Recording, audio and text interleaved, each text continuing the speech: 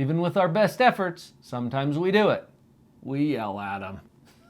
How do you apologize to your child for yelling?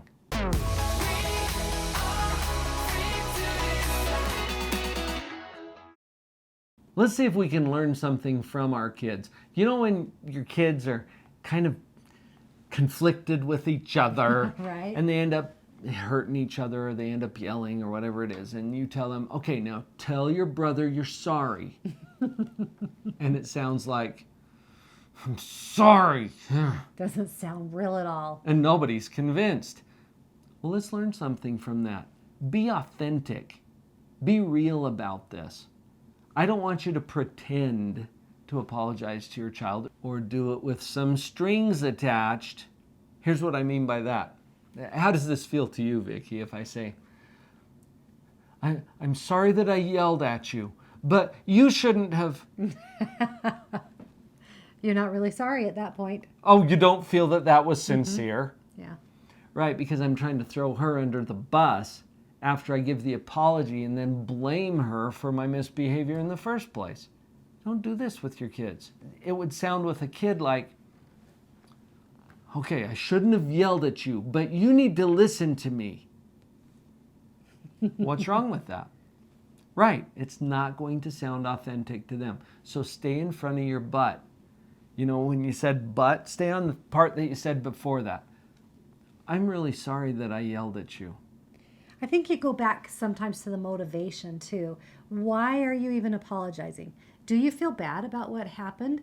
And then ask yourself, what needs to happen next to get, maybe to repair this relationship or to help them know that I make mistakes and that I am sorry and I wish I'd have done it differently. So if you kind of ask that, then it makes it easier to come into the apology with real intent. Right. Sincerity, so that you're not faking it. The last message you want to send to your kids is that you're fake. Because they're going to extrapolate that and apply it to other things that you tell them, and they won't trust you, they won't believe you. And really, as human beings, we are expert at reading other people's emotions. We learn it as a baby. You start to gauge people's emotions. So if you think you're hiding the emotion, you're probably not.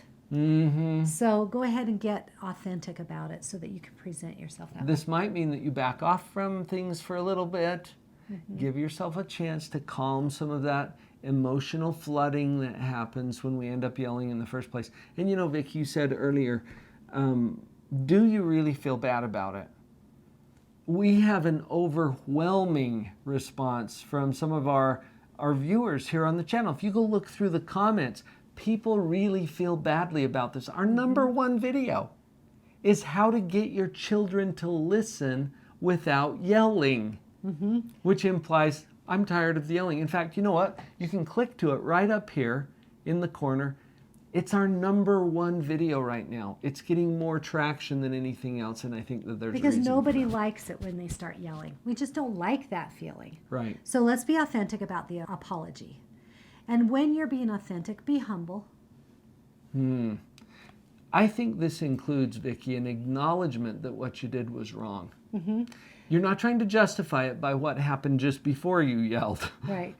All right? You're acknowledging, oh, it was my bad to do that.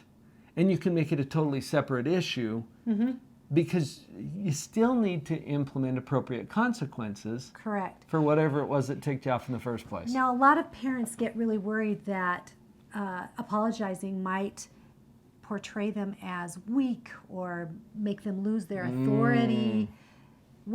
I think it's just the opposite. Honestly, I think it's just the opposite. Because people who are plasticky perfect, we don't trust. It's like there's something weird about that. Do you remember the show The Santa Claus? And I think it was either the second or the third version of this, but there was a plastic Santa. Right. Do you remember? The character is played by Tim Allen, and he does a phenomenal job in this role.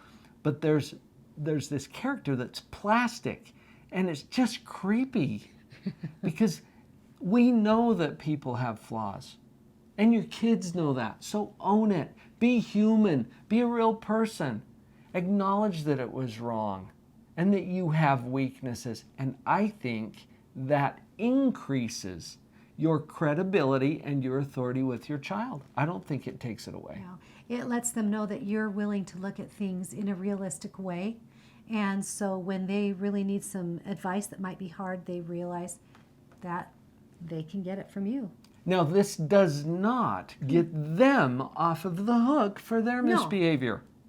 You can acknowledge your weakness and still have a consequence for whatever misbehavior happened in the first place. And this is an important part of the learning too, because they get to look at their own behavior separate from your misbehavior. So if you're yelling at them, keep that as a separate issue. Yes, I yelled at you, and that was wrong. And I apologize for that. I am sincerely sorry that I took that approach. And then you might use one of Vicki's favorite strategies. I love to do a parenting do-over. Oh, love it. I've actually said to my son before, when you approached me about this and I kind of blew up, here's how I wish I would have handled it. And then I go into how I wish I could have done it. And sometimes my children have been really, really open to that. Of course, I tried not to use that all the time because then it doesn't seem authentic. Right. But they've been really open to it. You just brought up another point that I think is important to mention. Commit to changing your own behavior, and not just in word, because if you say, well, I'm not going to yell at you anymore, and you know darn well that you're going to, but can you show your child that you're willing to work on it? For them to see you watching these videos. You know what? I got fan mail from 2 little kids who were watching their mom watch me. And it did something in their mind. They felt like, oh, I like this guy because he's helping my mama. Yeah. Right? So let them know that you're willing to change, even watching these videos, or letting them know, hey, I'm looking for some resources or for some coaching to help me stop yelling, because that's my commitment to you. Well, and part of the do-over is practicing. If you just say, oh, I would do that different, but if you don't plan out and practice how you would have done it different, when a situation arises again, your instinct kicks in. So if you've practiced a do-over, that has a better chance of being the way you respond. Not only does this make you a better, more positive parent, it also shows an example to your children about the principles that now they can start to apply in their own life, because I guarantee they're going to run into things that make them want to yell. And you might be one of those things. But you're giving them an example now of how to apologize. How to apologize and how to handle it in a civil, humane way. Which, we could start launching into how this changes the world, because I think it can. But it starts at home. Starts right here with you.